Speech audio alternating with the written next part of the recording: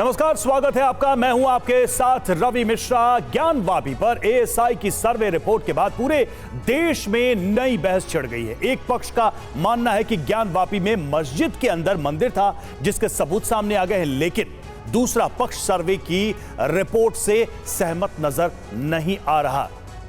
अलग अलग दावे हो रहे हैं, किसके दावे में कितना दम है। क्या एएसआई की रिपोर्ट के आधार पर यह मान लिया जाएगा कि वहां मंदिर था जिसे औरंगजेब ने तोड़कर मस्जिद बनाई थी? हालांकि इन सवालों का जवाब तो कोर्ट से ही मिलेगा, क्योंकि ये सारे प्रमाण कोर्ट को ही कंसीडर करने हैं। लेकिन उससे पहले हम टीवी 9 पर दोनों पक्षों को आमने सामने बिठाकर ज्ञानवापी शास्त्रार्थ करा रहे हैं, जिसमें हमारे मेहमानों से आपके हर सवाल के जवाब लेने की कोशिश करेंगे। कोई चीख चिल्लाहट नहीं होगी, हर पक्ष अपनी अपनी राय रखेगा और आपके सामने वो राय हम भी रखने जा रहे हैं। तो एएसआई की जो रिपोर्ट है उसके कई सारे पन्ने हिंदू देवी देवताओं के प्रतीक चिन्हों से भरे हुए हैं और रिपोर्ट की वॉल्यूम 4 पर चित्रों और तस्वीरों का जिक्र किया गया है। और रिपोर्ट के पेज नंबर 4 पर मार्बल से बनी हुई हनुमान की मूर्ति की चित्र है और चित्र के साथ मूर्ति की ऊंचाई 36 सेंटीमीटर है। ये वो प्रमाण हम आपको बता रहे हैं जो एएसआई को मिले हैं और बाकी विशेषताओं के साथ पूरा विवरण भी इसमें दिया गया है। तो हनुमान जी की मूर्ति जो कि 36 सेंटीमीटर है और ये इस मूर्ति का रेफरेंस, इसका जिक्र इस पूरी रिपोर्ट में। अब दूसरा सबूत आपके सामने हम पेश करने जा रहे हैं। पेज नंबर 4 के साथ पेज नंबर 12 पर भी भगवान हनुमान की मूर्ति का चित्र है और रिपोर्ट में इसकी ऊंचाई 21.5 मीटर दर्ज की गई है और ये मार्बल की बनी हुई है। ये प्रमाण भी इस रिपोर्ट में दिया गया है। अब देखिए, रिपोर्ट के पेज नंबर 23 पर भगवान विष्णु की मूर्ति का चित्र है जो परिसर से बरामद की गई है। इसकी ऊंचाई 27 सेंटीमीटर दर्ज की गई है। हालांकि ये मूर्ति भी अपने आप में पूर्ण नहीं है बल्कि खंडित है और इस बात का जिक्र भी एएसआई की रिपोर्ट में किया गया है कि जो मूर्तियां मिली हैं या फिर जो प्रमाण मिले हैं वो खंडित भी हुए हैं, यानी कि कहीं ना कहीं वो सबूत एक पूर्ण रूप में प्राप्त नहीं हुए हैं। और इसके साथ ही प्रमुख रूप से जिन देवी देवताओं या भगवान का रिपोर्ट में जिक्र है उनमें श्री कृष्ण की खंडित मूर्ति है जिसकी ऊंचाई 15 सेंटीमीटर है और रिपोर्ट के पेज नंबर 7 पर इसका जिक्र मिलता है। तो ये तमाम प्रमाण अब सामने हैं। एएसआई की रिपोर्ट में ये सारे प्रमाण सामने आ चुके हैं और यही सवाल बार बार उठाया जा रहा है कि इन प्रमाणों का, इन सबूतों का क्या अर्थ है। क्या वाकई में कोर्ट के सामने जब ये रखे जाएंगे तो कोर्ट एएसआई के इस सर्वे रिपोर्ट के द्वारा रखे गए प्रमाणों को कंसीडर करेगा। अब इस सवाल को लेकर राजनीति भी शुरू हो गई है। ओवैसी जैसे नेता एएसआई की सर्वे रिपोर्ट पर सवाल उठा रहे हैं तो बीजेपी के गिरिराज सिंह कह रहे हैं कि मुस्लिम भाई ज्ञानवापी को हिंदू पक्ष को सौंप दे।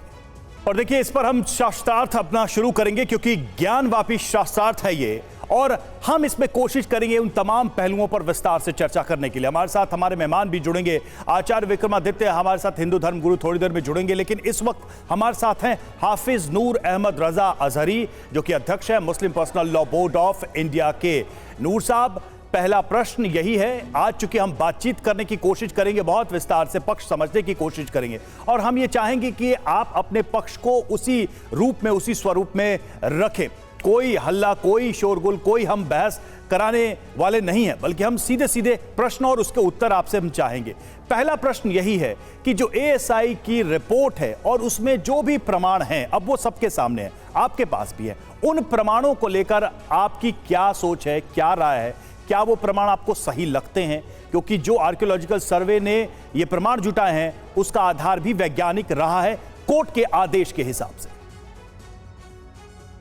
बाबरी मस्जिद का जब मामला था तो बाबरी मस्जिद के मामले के वक्त भी एएसआई ने ऐसे ही प्रमाण रखे थे इलाहाबाद हाई कोर्ट के सामने और इलाहाबाद हाई कोर्ट ने इन्हीं के हुक्म पर, वो इन्हीं के मतलब सबूतों पर मतलब ये एक जो 30 सितंबर 2010 को जो फैसला दिया था उस फैसले में उन्होंने जो तीन हिस्से किए थे तो इन्हीं के सबूतों, यही पुरातत्व विभाग था, इन्हीं के सबूतों के आधार पर फैसला किया था। लेकिन निर्मोही अखाड़ा ने फौरन सुप्रीम कोर्ट का रुख किया तो मुसलमान पक्ष भी गया। जब वहां पर पहुंचे तो 2019 में सुप्रीम कोर्ट ने क्या कहा, ये सबके सामने, किसी को बताने की जरूरत नहीं है, एएसआई अदालत नहीं है, एएसआई जज नहीं है। एएसआई में एएसआई के लोगों ने जो भी कुछ पेश किया है, मुझे ये किसी भी लिहाज से सही नहीं लग रहा है।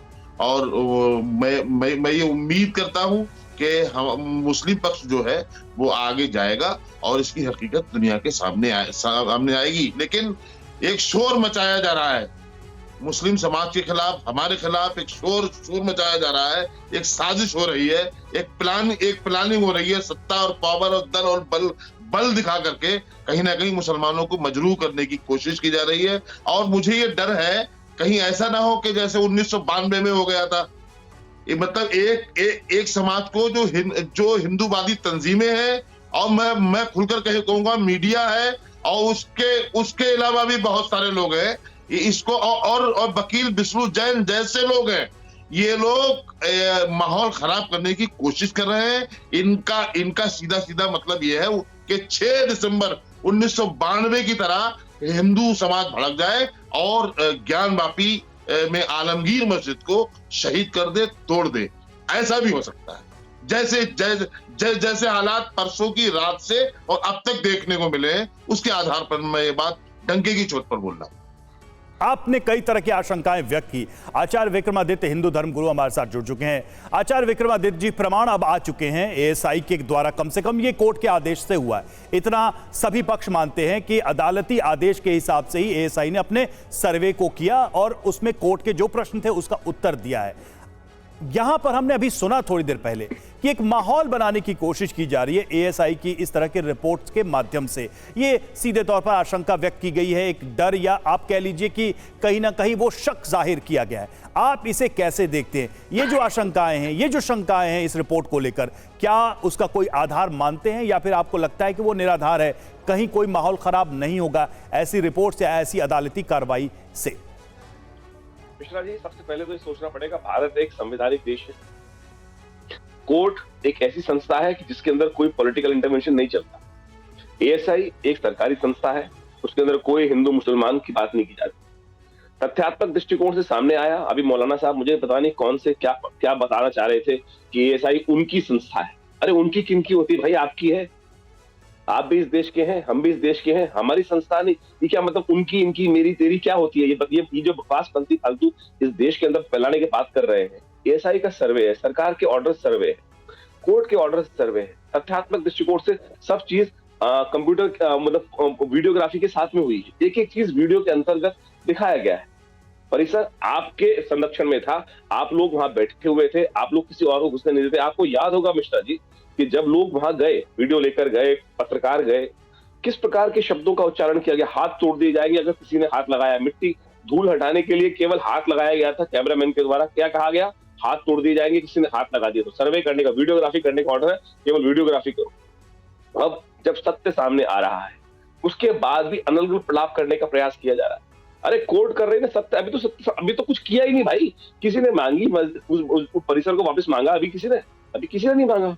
एक संवैधानिक तौर पर हिंदू काम करने का प्रयास कर रहे हैं और इनके मन में तो चोर की दाढ़ी में तिनका एक पुरानी कहावत है ना, वो सत्य रूप से सामने आ रही है। हम कुछ नहीं बोल रहे, शांति के साथ। कोई तलवार लेके नहीं गया, कोई कुछ लेके नहीं गया। किस प्रकार का अनर्गल प्रलाप पूरे देश को अशांत करने के लिए कौन कर रहा है, ये सामने आ रहा है। किसी ने वहां पे हंगामा नहीं किया।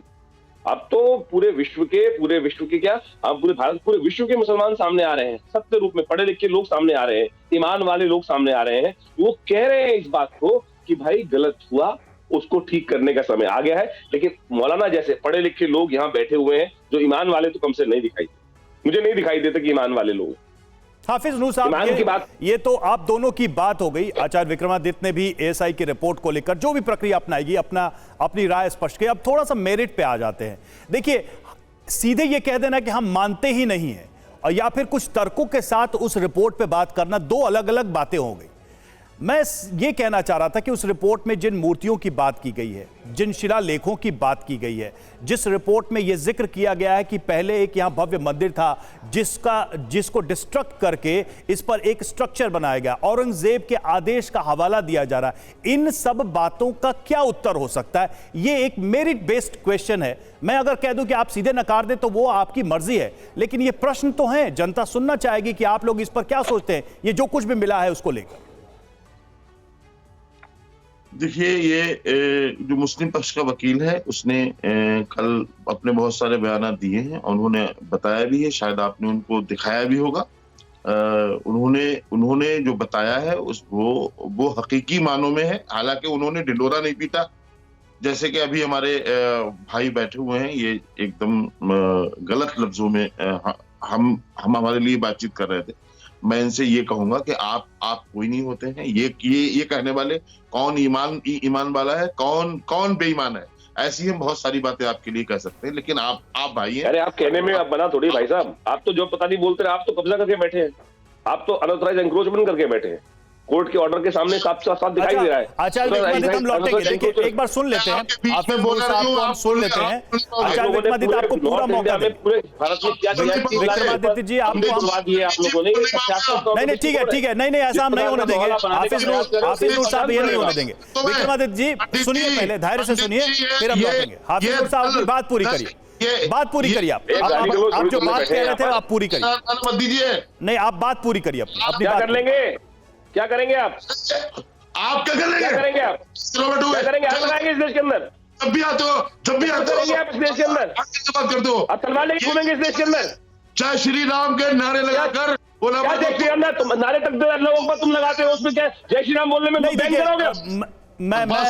मैं आप दोनों को रोक रहा हूं, मैं आप दोनों को नहीं आप दोनों को रोक रहा हूं, प्लीज विक्रमादित्य जी। हाफिज नूर साहब देखिए, नहीं ये तरीका नहीं है, मैंने पहले ही कहा था आप दोनों से, नहीं तो हमें अपनी रिपोर्ट पे जाना होगा। हम आपके विचार जानना चाह रहे थे प्रश्नों के आधार पर, इस तरह के व्यक्तिगत आरोप करोगे। सुप्रीम कोर्ट ने कहा तुम अपराधी हो, मानते को नहीं। सुप्रीम कोर्ट ने कहा अपराधी, अरे सुप्रीम कोर्ट जाके पढ़ो, माननीय सर्वोच्च न्यायालय को पढ़ो, अपराधी कौन है इस देश के अंदर। सुप्रीम कोर्ट ने कहा था we can't undo the what Baba did. दिसंबर को आता अंग्रेजी पढ़ी अभी तुमने के अलावा कुछ आगे पढ़ा नहीं। तुम कहा था we can't undo the what Baba did in this, we know what the बाबा डिड।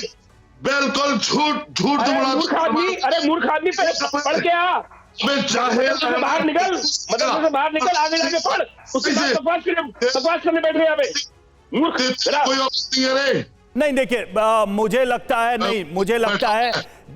लगता है कि ये एक समस्या हो गई है कि जब भी आप दोनों को, मैं कह रहा हूं, ये बहुत आसान होता है एंकर्स को, टीवी चैनल्स को कुछ भी कह देना, लेकिन हमने जब पहले ही कहा कि हम प्रश्नों के आधार पर बात करेंगे, हम एक सार्थक चर्चा करेंगे, तो आप लोग सुनने को तैयार नहीं। मैं दोनों को कह रहा हूं सर हाफिज नूर साहब आपको और विक्रमादित्य दोनों को कह रहा हूं, दोनों हमारे माननीय हैं, हम दोनों को कह रहे हैं और रिक्वेस्ट के साथ मैंने ये कार्यक्रम की शुरुआत की थी।